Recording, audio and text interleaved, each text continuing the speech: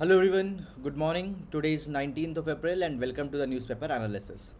So guys, in the today's video, we are going to discuss the entire analysis of the Hindu newspaper, and in the today's newspaper, these are the relevant articles that we are going to discuss. Now the first article that we'll be taking is about the UK and Rwanda asylum plan. Now this particular article will be important under GS2 as well as GS paper number 4 under the asylum policy and ethics of refugee policy. GS paper number 4 particularly, this topic will be important. It has been taken from the page number 8. Then the cryptos and the CBDCs are not the same thing. So this article has been taken from the editorial section and it will be important under the topics related to the Indian economy. Fine. Then the Sri Lankan lessons for the India. So what India can learn from the Sri Lankan economic crisis. So again, this article will be important under paper 3 economy. And then the consensus key for the education. So this article is with respect to the new education policy 2020, and therefore it will also be important under the GS paper number 2 topics related to the education. So they have been taken from these respective pages. You can just check out. Now guys, further moving on, basically nowadays much of the relevant articles are not coming into the newspaper, so you need to be very careful. Please don't waste unnecessary time reading those kind of articles which don't make much of sense for your examination. So you need to be very careful on that thing. Now before moving on, let's first of all take the GS quote for today. So today we'll take the quote from Dr. B.R. Ambedkar. He says that a great man is different from an eminent one, because a great man is ready to be the servant of the society. So a great man is ready to be the servant. The spirit of service is supreme into the great men. However, the eminent ones might not be always ready to serve. So a civil servant need to be great rather than eminent. So this is an idea that we can use in GS2 as well as GS paper number 4. So that is about the GS quote, and now let's take the first article. Okay, so the first article that we are taking, it is the UK Rwanda asylum plan. Okay, now first of all, before going in this particular article, let's see that what is the background and why this thing is important for our examination. Now guys, it has been seen that in the last few years, particularly after the 2014, the refugees, they have the number of refugees who are fleeing from the troubled countries and going into the European countries, their number have increased. Clear, we have seen that the people are running from the countries such as the Iraq, Syria, Iraq, and even now the people are running from the Iran, people are running from the Afghanistan, and they try to go into the Europe. Now guys, many a times because they are not able to approach the proper channels, what happen, they end up into the hands of the human smugglers. These human smugglers are sending these people on very unsafe kind of sea journeys, and in that what happens, many a time their ships, or sorry, the boats in which they have been there, they get drowned, and mass drownings have happened into the past few years. Particularly when we talk about 2018 onwards, large number of people have drowned into the seas because of the unsafe journeys that they were taking, on which they have been made on board by the human smugglers. So in order to deter this particular thing, the UK Rwanda asylum plan has been designed. So first of all, we will be understanding that what this plan is and how it will reduce this particular kind of incidents we are going to see. Moreover guys, this particular year 2021, in ethics there was a paper also onto the refugee crisis that came. Okay, a question also came on that particular line. Now guys, when we talk about what has happened, the name of this particular package or this particular partnership, it is the UK and Rwanda Migration and Economic Development Partnership, or in short you can call it as Rwandan deal. Now under this particular deal, a memorandum of understanding, an MOU, have been signed between the England and the UK. What will happen? The Rwanda will be taking up all the asylum seekers or all the illegal immigrants who have reached the UK after January 1, 2022. So what happens? Let's say that a person from Syria, okay, he had come to the UK, he don't have document, he is an asylum seeker, so that particular person will be transferred to the Rwanda. Into the Rwanda, that particular person will be staying, okay, and all the what is to be provided to them, what rights are to be provided to them, what entitlements are to be provided to them, it will be taken up by the Rwandan government. In return, what will happen? The UK will pay Rwanda around 120 million pounds units, okay, and this will become a part of an economic transformation and the integration fund. From there, this particular all the operation will be going on. So guys, in a way, what has happened, all the refugees load of the England has been transferred to the Rwanda will be keeping all those people. Now it has been provided that once this particular thing comes out and people came to know about this Rwanda and UK partnership, what will happen, people will not approach the smugglers because they know that they are not going to end up into the UK, rather they will be ending up into the Rwanda, which is not a developed country on par with the UK. So many of the people are coming in the UK because also there are the economic aspirations, because there is a glamour attached to that, fine, a kind of a life that the UK can provide. So when the people will be transited to the Rwanda, large number of large number of people who are approaching the smugglers, their number will reduce. However guys, the issue comes that whether such kind of a arrangement will be right or not. So in this particular thing, there have been certain examples earlier also, such kind of arrangement have been reached by certain countries, but it has not been successful. For example, the Australia, it has signed a same kind of arrangement with the Papua New Guinea. Now under this particular thing, the refugees who were reaching Australia, they were transferred to the Papua New Guinea. But guys, in this particular capacity, in 2017, the Supreme Court of the Papua New Guinea, it has provided that such kind of centers which have been developed into the PNG, they are unconstitutional, they are illegal. Moreover, there is also one more issue that is coming, is that see, Rwanda does not has a very good track record in terms of the human rights, okay, in conserving the human rights. In that capacity, will the people be given human rights? Will there be human right violation? That can also happen. Many times guys, it has been seen that in the detention centers, there are the instances of the sexual abuse that have happened. So such kind of things can also happen. Then the third thing that comes here is that the MOU that have been signed between the UK and Rwanda, there is no specific provision, there is no specific language which talks about the rights that will be given to the people, whether the economic rights, right to work, right to health care will be provided by the government. Such responsibilities have not been imposed onto the Rwanda. So such kind of thing guys might become a kind of an ethical challenge. Okay, so guys, just see this particular thing. Do you think that it is ethical that a country which is rich, it is putting its human burden onto some another country, and in turn the money is just being paid? So this is itself a kind of a big issue. So that is all about this particular article, and now we'll move to the next article. Cryptos and a CBDC are not the same thing. Okay, so this article is talking about the cryptocurrencies and the central bank digital currencies. Now, the CBDC was recently announced into the context of India. It was said that by 2022-23, India will have its own central bank digital currency. So we will be going to understand this thing. So guys, this article, it is generally giving a kind of a comparison between these two concepts. So this will be important for our GS paper number 3, economy. Now, basically, what is the plan? So plan is that the Reserve Bank of India is going to introduce the central bank digital currency. It will be the India's official digital currency. It will be the first official digital rupee, and it might be launched in 2022-2023 financial year. At the same time guys, when we talk about the cryptocurrencies, on the cryptocurrencies, Reserve Bank of India and government had not shown a very positive attitude.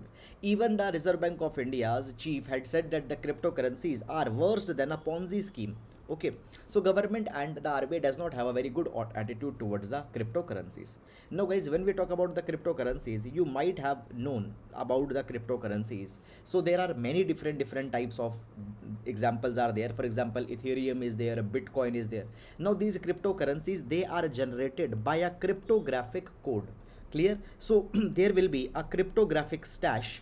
Now in this cryptographic stash, there are some limited number of cryptocurrency, the cryptocurrency digits, units that are there. For example, when we talk about the Bitcoin, when we talk about the Bitcoin, there is a Bitcoin cube or a Bitcoin stash. Into this Bitcoin cube, there are 21 million Bitcoins that are there. What people do? People, they solve these complex cryptographic strings, these cryptographic equations. They basically mine this particular cube, and in turn, they get some Bitcoins. Is it clear? So, in such a way, there are the cryptographic codes, fine, which behind all these particular cryptocurrencies that are existing. Now, guys, what is first of all the difference between the cryptocurrencies that are there and the central bank digital currency that has been announced by the Reserve Bank of India? Now, guys, first of all, when we talk about cryptocurrencies such as the Bitcoin, now these cryptocurrencies, they are not controlled by anyone, they are not backed by any authority, they are not backed by any central bank. These cryptocurrencies, they are generated by solving a cryptographic code, and they are stored in a decentralized ledger, that is the blockchain. So blockchain is a decentralized ledger where all the cryptocurrencies that have been generated, the cryptocurrencies that have been transferred, okay, the cryptocurrencies that have been divided, all that record is maintained onto the blockchain network. Is it clear? Now, when we talk about the central bank digital currencies, CBDCs, these are different from the cryptocurrencies. Why? Because, guys, number one, they will be issued by the central bank of a country. In context of India, the Reserve Bank of India will be issuing it. Cryptocurrencies, they are not issued by any central bank, but digital currencies, they will be issued by the central bank.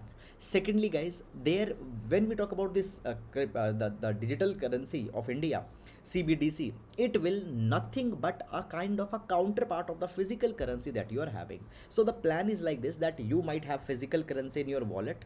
In the same way, there will be a digital wallet that will be maintained under the repository of the Reserve Bank of India. Under that digital wallet, there will be the digital rupee that you will be holding, and you can transact, you can transfer that particular money. So as we see in the cryptocurrencies, the value is very much volatile. In the Bitcoin, for example, every day the value is changing. In the digital currency, value will not be volatile, as the value of your domestic currency is the same value will be of that digital currency. So it is an alternative money that is being developed. So, guys, instead of printing the money that now the Reserve Bank of India is doing, central bank can directly issue the electronic coins, can directly issue the electronic money in your bank account. So this is the central bank digital currencies.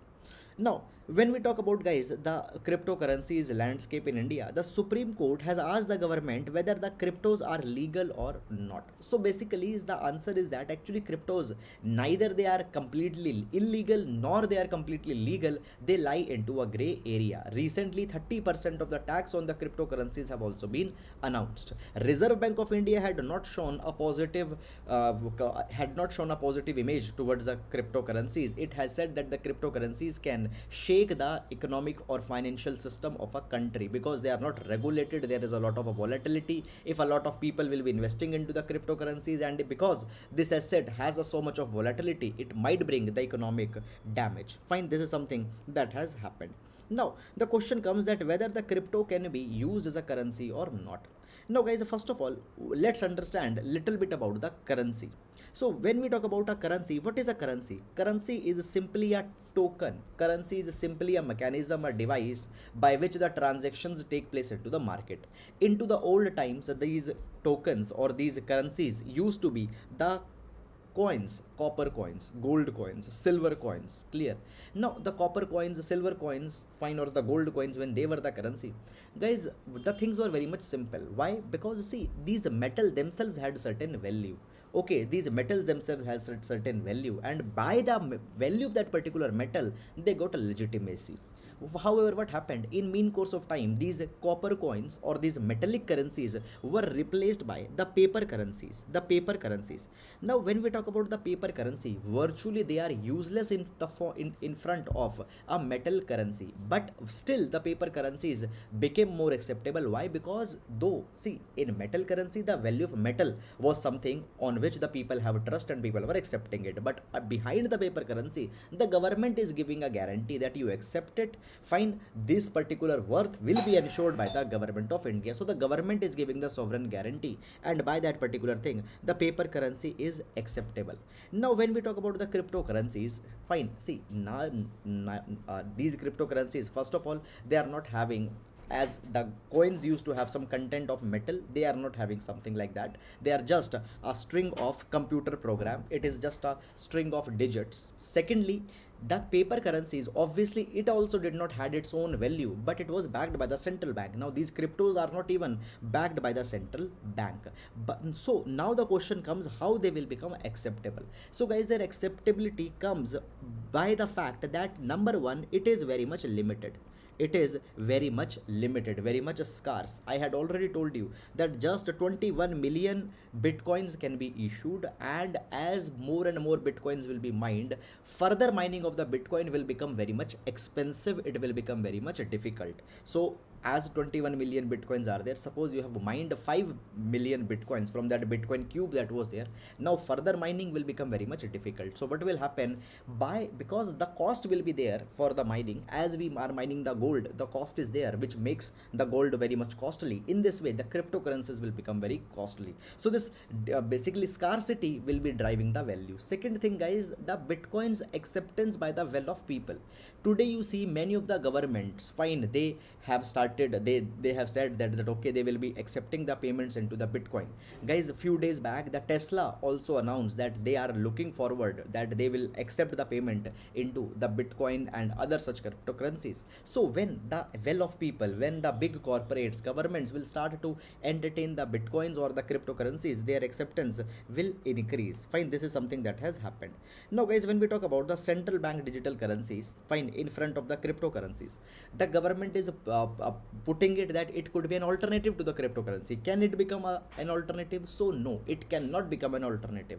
Number one, people are not holding the cryptocurrency just because it is a medium of transaction, but guys, it is also seen as an investment opportunity. People are putting the money in cryptocurrencies and expect some return, but such thing is not possible into the digital currency that we are having, because the value is attached to the domestic value of the currency, which is very much stable.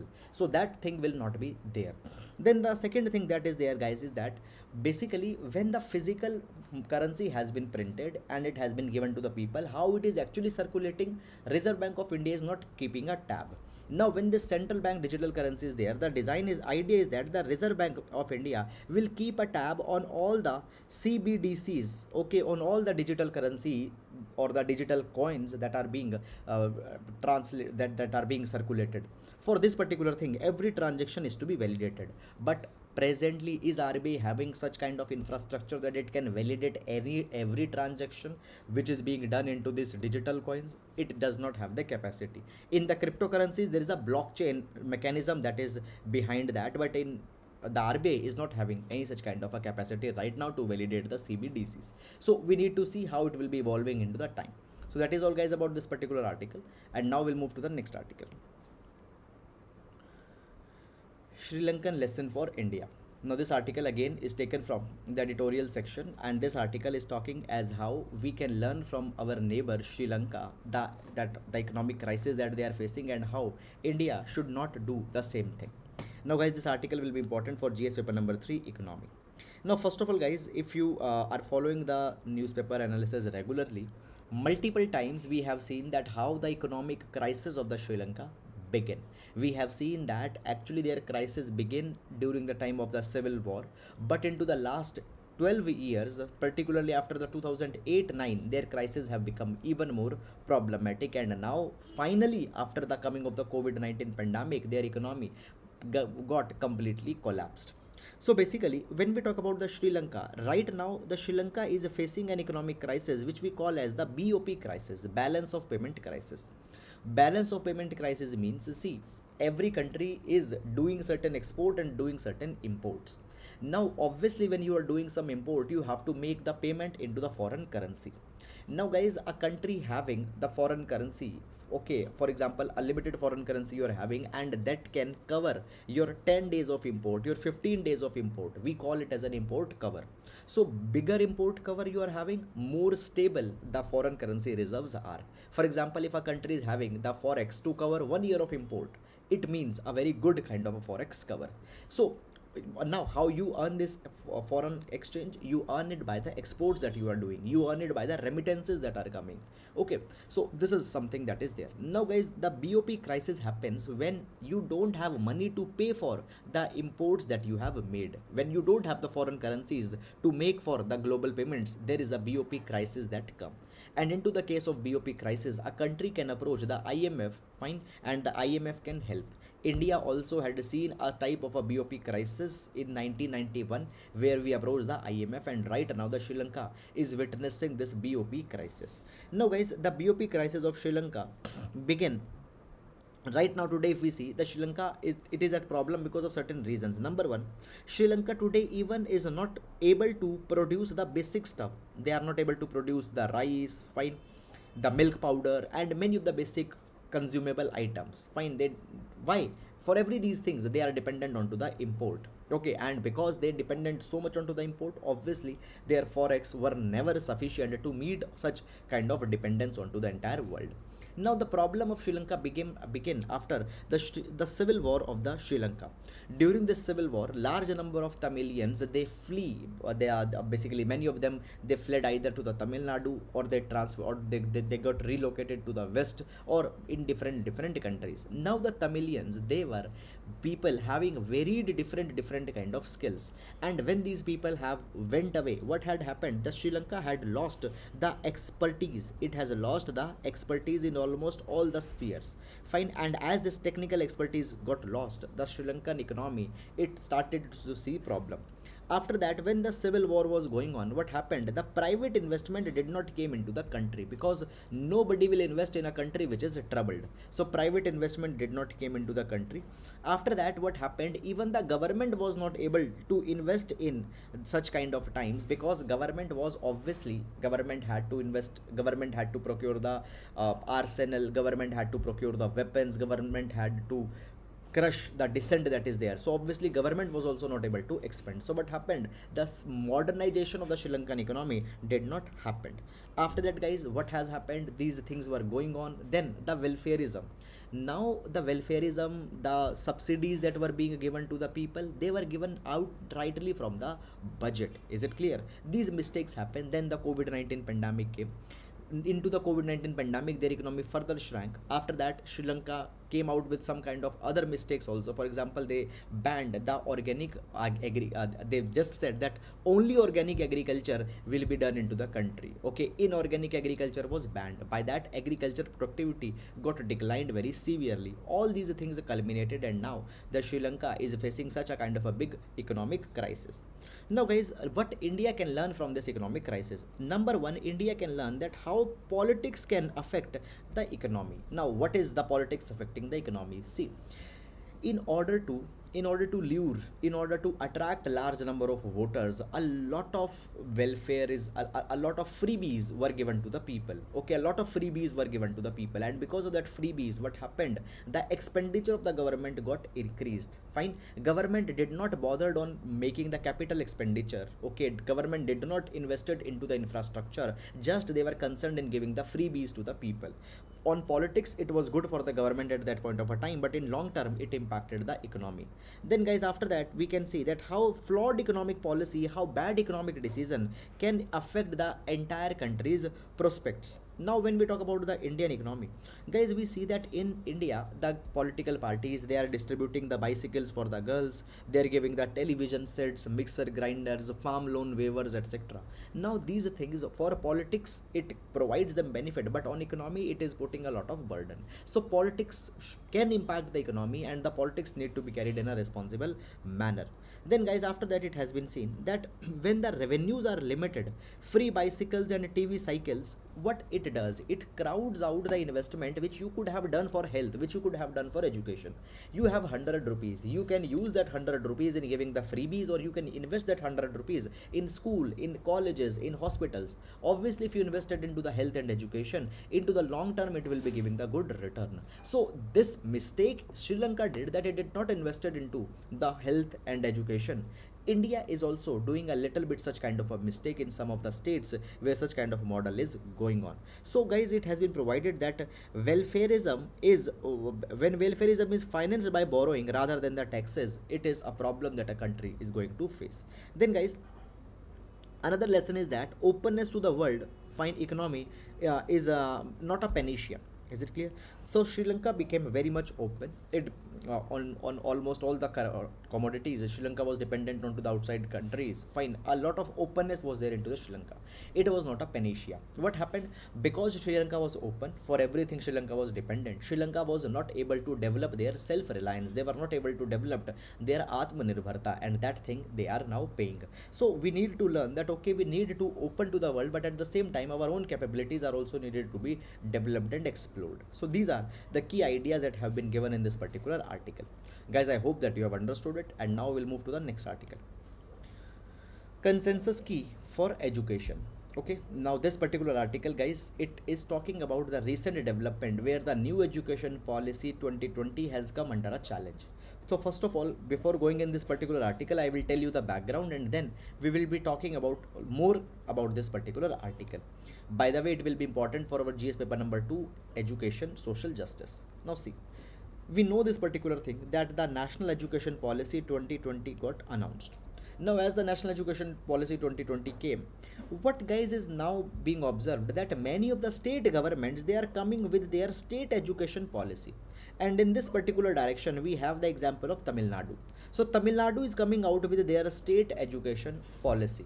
Now the idea which comes here is that, see, it is not a problem. The states, they can come out with their education policy, and for that particular matter, there could be a possibility that the states, even at the district level, even at the block, and even at the village level, there needs to be the customized education policies. This is a good thing. Okay, and when these education policies at the different levels will be charted collectively, they will be helping to reach the goals of the national education policy. That is fine. But guys, sometimes what happens, the states, the blocks, the districts, they are not coming their education with their own education policy to complement the NEP. Rather, to counter the NEP, they are coming with their own policy. Now the Tamil Nadu's policy is not to complement NEP, rather it is to counter the NEP. Here the problem comes. Now it has been provided that, see, the states have raised many of the concerns with respect to the national education policy. For example, they said that there is the insistence on to the third language. Fine, even the new education policy talked about the 3 language formula, where it was said that, for example, in the Tamil Nadu, in the south, what can happen, there will be one English, there will be one regional language, and one Hindi that people should learn. Fine, into the North India, people should learn, fine, Hindi, English, and one language from the South India. So 3 language formula, it has been a kind of a controversy since 1968. The South India, it says that when the Hindi is being put under this 3 language formula, the Hindi is being imposed. It has been called as the Hindigenization of the South India, and it has not been liked. Now the new education policy also talked about the third language, fine, which should be learned by every person in South India. That third language could be Hindi. So this thing has not been liked. Then the next thing that is there, it is said that into the new education policy there is an elitist tilt. The concerns of the weaker section and the downtrodden section has not been taken. The welfareism into the new education policy is missing. And in order to counter it, the state education policies are being proposed by the states such as the Tamil Nadu. Moreover, guys, when we talk about the NEP 2020, see, there is one particular thing that we have to appreciate about the NEP 2020. The fact is that it is actually the culmination of the largest public consultation in the policy history. In history, so much of consultation have never been taken. Clear? The academias, the educationists, okay, the NGOs, the civil societies. The NEP was put into the public domain, and gram panchayats, find the blocks, everybody had brainstormed and given their inputs, and all those inputs have been included into the NEP. So NEP is actually a kind of a document which have a lot of consultation. But guys, the state says that actually NEP had not carried complete consultation. Why? Because it has been said that the final draft of the NEP, it was not discussed and deliberated in the Central Advisory Board of Education. Now Central Advisory Board of Education is a body in which the Union Minister of Education is there, state ministers of education are there, Then educationists, academicians, okay, noted academicians, they are there. So this is the CABE, Central Advisory Board of Education. So it was said that into the CABE the final draft was not debated, so therefore complete consultation has not happened. Now guys, the states nowadays are having problem with another points also under the under the NEP. For example, we have seen that now the Common Universities Entrance Test CUET has been made mandatory for the 45 central universities. Now earlier the universities, they were taking the admission, different patterns were there. Some university was taking admission onto the basis of 12th marks, some university was taking admission onto the basis of their own entrance test. Now it has been said that the 45 central universities, they will be conducting this one test CUET, and everybody has to take admission on that. Now the states are saying that in the new education policy it was clearly written that the CUET will be optional. The universities which want to consider the score of CUET, they can do, otherwise they might go for some another procedure also. So it was said that it was optional, but now it has been made mandatory. Then it has been provided that under the NEP, NEET UG has also been made mandatory. Now this thing has not been liked. The states such as the Tamil Nadu, they are saying that it gives the advantage to the students who are in CBSE schools. The students who are into the state board, they don't get any advantage. It will promote the coaching industry in India. These are the criticisms given by these state government, and now they are coming out with their own state policy. Now guys, it has been provided that, see, basically if the education policies which are being brought by the state, they are complementing the NEP, it is good. But if not, if they are counter, it shows a kind of a trust deficit that is existing between the state as well as the government of as well as the union government, and that trust deficit is needed to be bridged up. So this is all guys which has come, and as a matter of federal dispute, federal irritant also, we can see this particular topic. So that's all guys about this particular article. So guys, with this we come to an end to the today's newspaper analysis. And guys, as I said you into the start, please be very careful about the articles that you are selecting, because nowadays much of the articles relevant for UPSC are not there. So please don't unnecessarily waste a lot of your time in that thing. You need to be very careful on such thing. So that is all guys about it. Now we'll be meeting tomorrow. Till then, take care of yourselves. Thank you.